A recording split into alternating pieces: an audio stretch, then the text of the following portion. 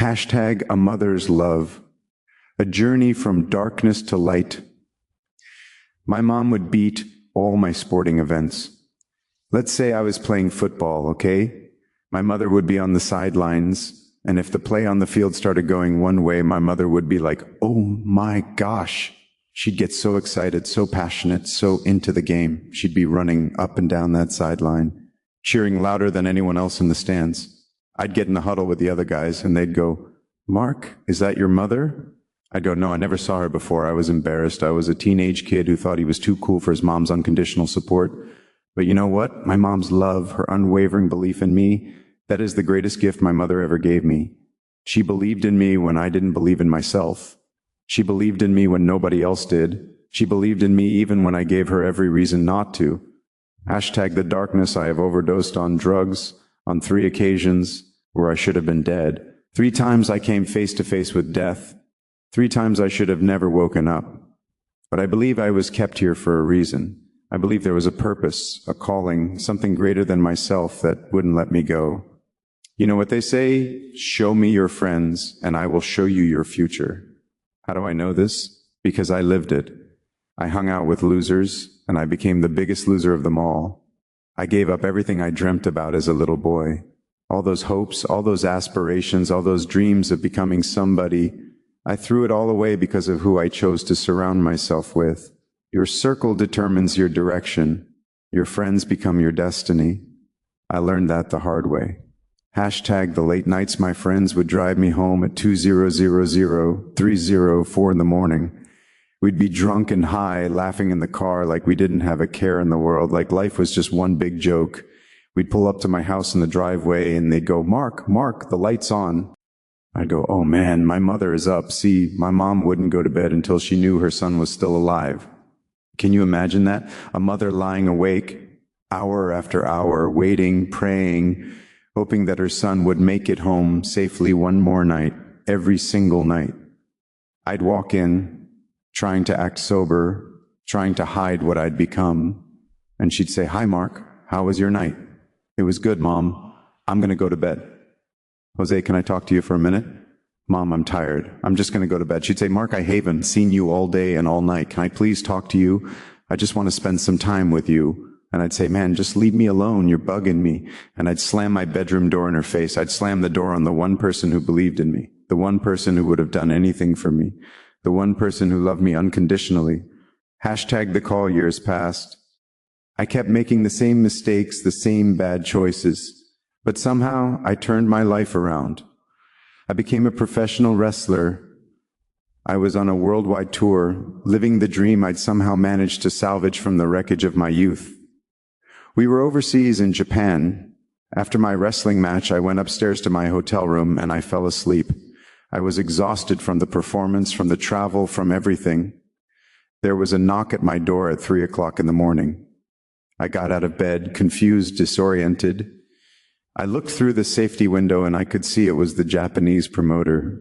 Something in his face told me something was wrong. I opened the door. He said, "Mark, you need to call home. There's been an emergency." My heart stopped. An emergency.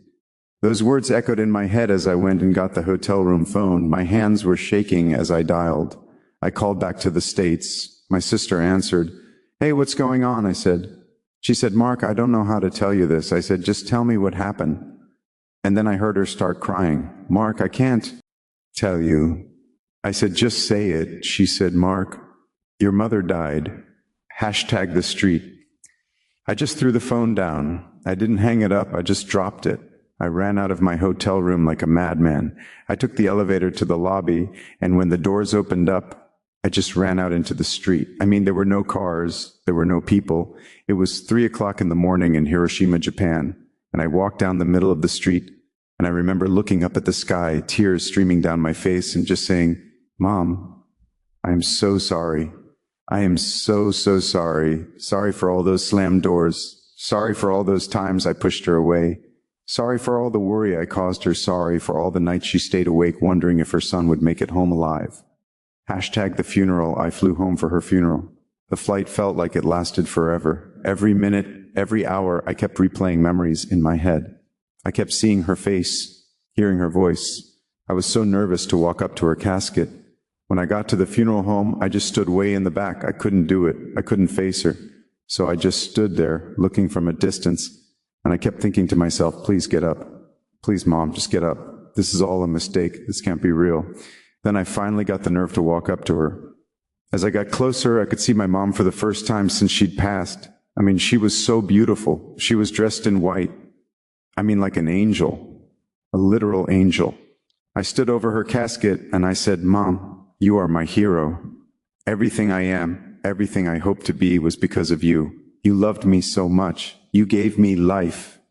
Not just once when you brought me into this world, but again and again, every time you refused to give up on me. You're the only one that ever believed in me. Hashtag the regret, and then it hit me. All of it, the full weight of my choices. How did I repay her? By getting drunk, by getting high, by being stupid, by hanging out with losers. All she ever wanted to do was talk to me. That's it. Just talk, just spend time with her son. And I couldn't even give her that. I wish I could talk to you now, Mom. I wish you could see what I'm doing. I wish you could see that I finally got my life together. I wish you could see that your love wasn't wasted. Why couldn't I have been a better son? Why couldn't I have seen what was right in front of me? Hashtag the lesson: we are defined by our choices. Every single decision we make shapes who we become.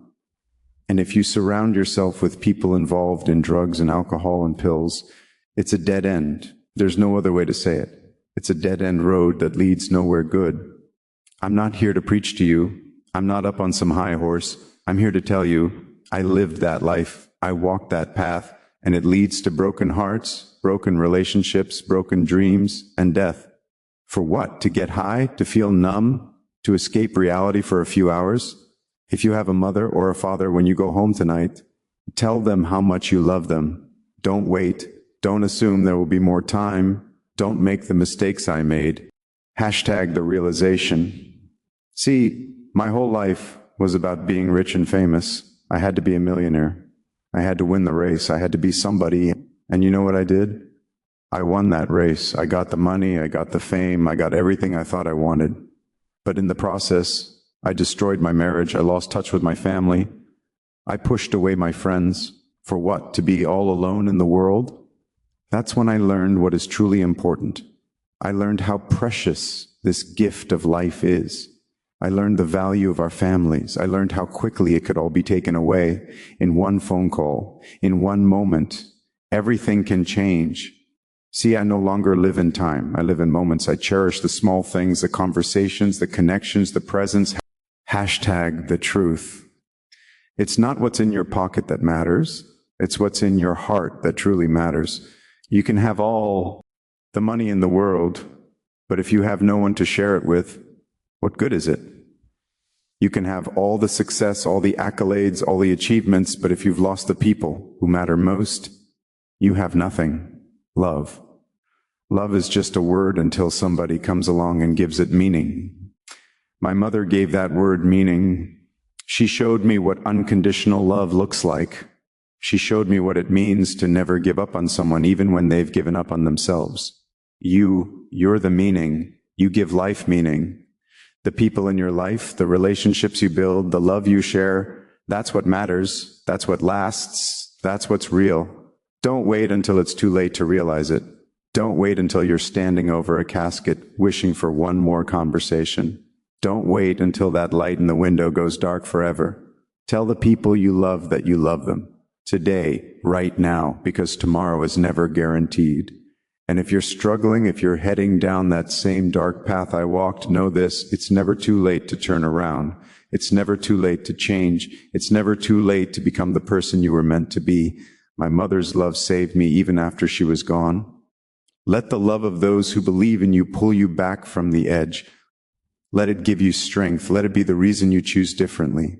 Because in the end, we're all just searching for meaning, for purpose, for love. And sometimes the greatest tragedy is not that we can't find it. It's that it's been there all along, and we were too blind, too proud, or too lost to see it. Don't make my mistakes. Open that door. Have that conversation. Stay awake in the moment. Choose better friends. Choose a better path. Choose love. Choose life. Because you are the meaning. You are the purpose. You are loved. And that light in the window, someone's keeping it on for you. Don't keep them waiting.